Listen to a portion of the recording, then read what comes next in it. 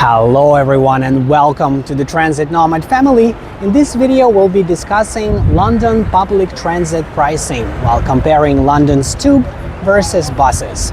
Before we get started, I'd like to let you know that I'm in London for a couple of weeks, and at the end of this trip I'll be recording my final verdict video comparing London with other cities to help you decide if you should visit, while also saving you lots of time and money with practical tips on how to get the most out of your trip. This will be an exclusive video, but you can easily gain access to it by subscribing or donating any amount on buymeacoffee.com/transitnomad or using the link in the video description below. With that being said, let's begin discussing London public transit pricing. And we'll begin with buses, as it's the easiest way to get around the city, and it's also a flat fare of £175 for up to 1 hour of usage, which means you can transfer for up to 1 hour. It doesn't matter how many transfers you make, as long as you tap your card within the first 60 minutes of tapping your card for the first time. And it's only £175, so it's also the most affordable way to get around the city. I do recommend it a lot because you can also use it for sightseeing. If you're lucky enough to catch that front seat on the second floor, it's going to give you a very beautiful scenic view of the city streets, and it's a very enjoyable experience. If you are tired in the middle of the day and you want to sit, but also you feel kind of guilty about wasting your time because you're in London for a short time and you want to see more, just hop on a bus. It doesn't matter what kind of bus, where it goes, just hop on a bus, get that front seat on the second floor and enjoy the city streets while also having some rest. And also that means that I would recommend avoiding London's underground tube. Why? Because you don't get to see much. Almost all the underground lines are underground, so there is nothing to see.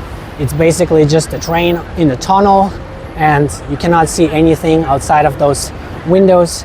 And it also takes time to go underground to find the right train line. It's very crowded. You have to make sure you catch the right train. Then you have to transfer. You don't always get to seat. So in general, I would suggest avoiding trains unless you're in a rush and you have to get somewhere on time. It's definitely going to be more reliable than using buses, because buses do get stuck in traffic sometimes and it generally takes longer, but it's definitely a lot more fun and enjoyable to ride a bus than riding the tube.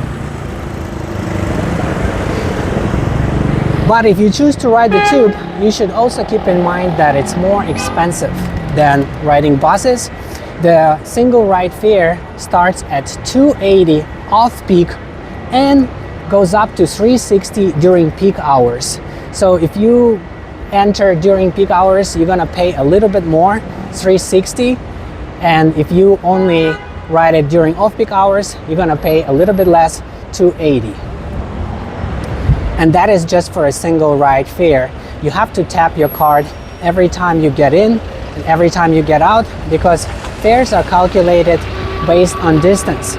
And the prices I gave you for the tube, they are applicable only to Zone 1 and Zone 2, which are the areas that are closest to the city center. If you go outside of these two zones, you're gonna end up paying a lot more, up to 10 or 15 pounds in a day. There is a daily cap, which means if you tap your card a certain number of times, it's not gonna keep charging you. It will charge you a maximum amount that you can pay in a day. And that amount, again, it depends on which zones you travel to. If you go far, it's gonna be more. If you stick to the city center, it's gonna be less. But it can add up, especially if you use public transportation a lot during several days and you go further away, you can expect to pay $10 to $15 per day. But if you still stick to only buses, you can save a lot of money and you can also explore the city in a way that is more fun, scenic, and enjoyable while paying less. The daily cap for buses is also lower, and the single ride fare is also lower, and you don't have to tap out. You only tap when you enter the bus. It doesn't matter what distance you travel. and you can keep tapping for 60 minutes without having to pay extra. I also want to point out that these days, when contactless credit and debit cards are accepted on public transportation in London, it kind of makes no sense to buy an Oyster card or use any other methods to pay for public transportation, such as buying a single ticket through a machine, through a vending machine, or buying an unlimited day pass. It kind of makes no sense because everything is calculated automatically. As long as you use that same credit or debit card, it's going to be calculated automatically, and you won't get charged more than the maximum daily limit, which is the same price as buying an unlimited day pass. I hope that makes sense. Just make sure to use the same card, because if you use different cards, the system wouldn't know that it's the same person paying for rides, and in that case you'd end up paying extra. So me and my partner, we have two different cards. I'm using one card for myself and one card for her, and this way we hopefully don't get charged more than we should.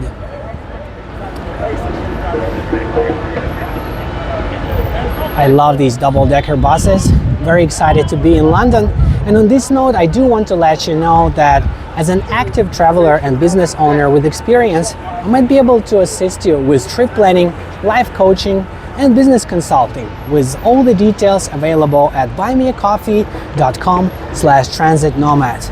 This is where you'll also find lots of exclusive content on many different cities across the globe, my secret tips, PDF guides, and the option to request a custom video on any topic that matters to you. Again, all of that is available on buymeacoffee.com/transitnomad. Thank you everyone for watching, commenting, liking, and subscribing. I'll see you in the next one. Bye-bye.